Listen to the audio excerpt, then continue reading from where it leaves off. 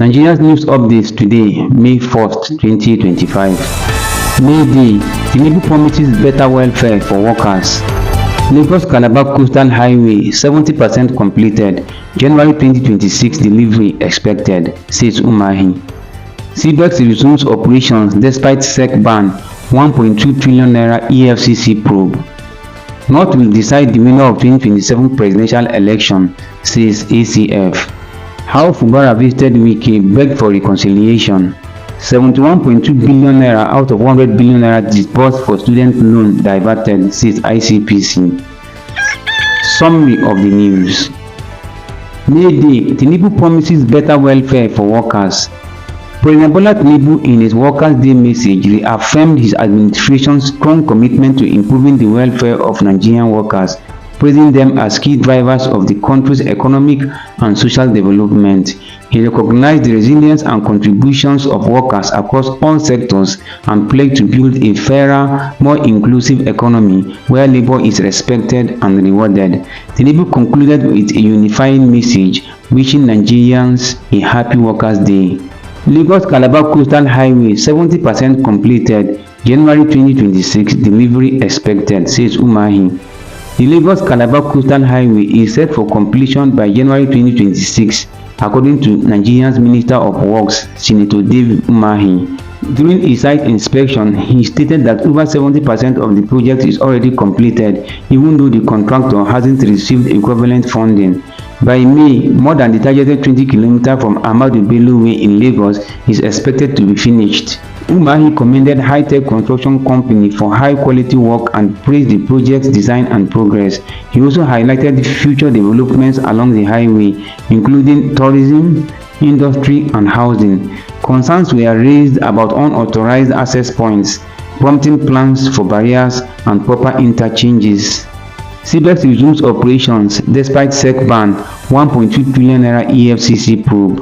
Over 600,000 Nigerians reportedly lost 1.2 trillion naira to a failed crypto investment platform called Crypto Bridge Exchange (CBEX), which promised 100% returns in 30 days via AI trading. Despite being declared illegal by Nigerian Security and Exchange Commission (SEC) and under investigation by the EFCC, the platform has quietly resumed operations. Key developments: CBEX now allows new users to register, trade and withdraw, but old investors can't withdraw until June 25, 2025, pending the conclusion of a UK-led audit. The platform claims it is insured and previous investors must reinvest, e.g. $100 to $200 to reactivate their wiped accounts. CBEX blames an AI trading error and external cyber attack for the April 14 collapse. 8 individuals and a foreign national, earlier bidder, have been declared wanted by the EFCC for their alleged rules.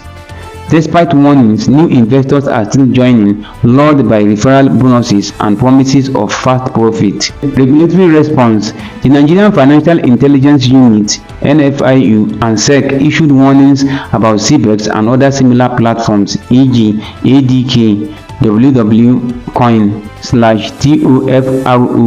eWallet Connect, Deluxe, highlighting Ponzi trades, unrealistic returns and lack of oversight. SEC clarified that CAC or EFCC certificates do not validate an investment scheme, only SEC registration does. A new law mandates 10 years in jail and 20 million naira fines for Ponzi operators. North will decide the winner of 2027 presidential election, says ACF. The Ariwa Consultative Forum BOT, led by Chairman Alhaji Bashir M. Dalhatu, reviewed the upcoming 2027 presidential election, asserting that the North, with its large population and political influence, has the capacity to determine the outcome if united. While acknowledging pressure from northern elders to scrutinize politicians' performance, the BOT expressed concerns about growing insecurity in the region and urged the federal government to take urgent action. Dalhatu also condemned the displacement of indigenous FCT residents without compensation. He emphasized that although early focus on 2027 elections is premature, the North is actively monitoring the performance of federal officials. The BOT is considering forming a committee to evaluate the impact of government policies on northern Nigeria. How Fubara visited Wike begged for reconciliation. Suspended Rivers State Governor Siminalayi Fubara recently visited FCT Minister Wike at his Abuja residence to seek reconciliation following a political crisis between them. The visit came after Fubara met with President Bola Tinubu in London. Tinubu declared a state of emergency in Rivers State and suspended Fubara and others for 6 months. Fubara, reportedly led by Ogun State's Governor Dapo Abiodun and former Governor Olusegun Osunba, propleted before Wike, calling him "my oga." The outcome of the meeting remains undisclosed, but sources say Fubara was advised to clarify the feud to his supporters. Official spokespersons have declined to comment on the matter. 71.2 billion naira out of 100 billion naira disbursed for student loan diverted, says ICPC. The Independent Corrupt Practices and Other Related Offences Commission (ICPC) has uncovered a major discrepancy in the disbursement of student loans under the Nigerian Education Loan Fund (NEL) fund.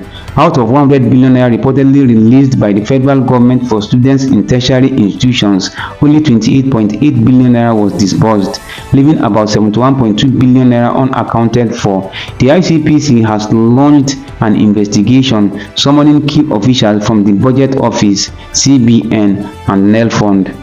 The National Orientation Agency had earlier raised concerns about universities sabotaging the scheme through illegal deductions from students' fees. So far, 299 institutions have received 44.2 billion naira, benefiting over 293,000 students.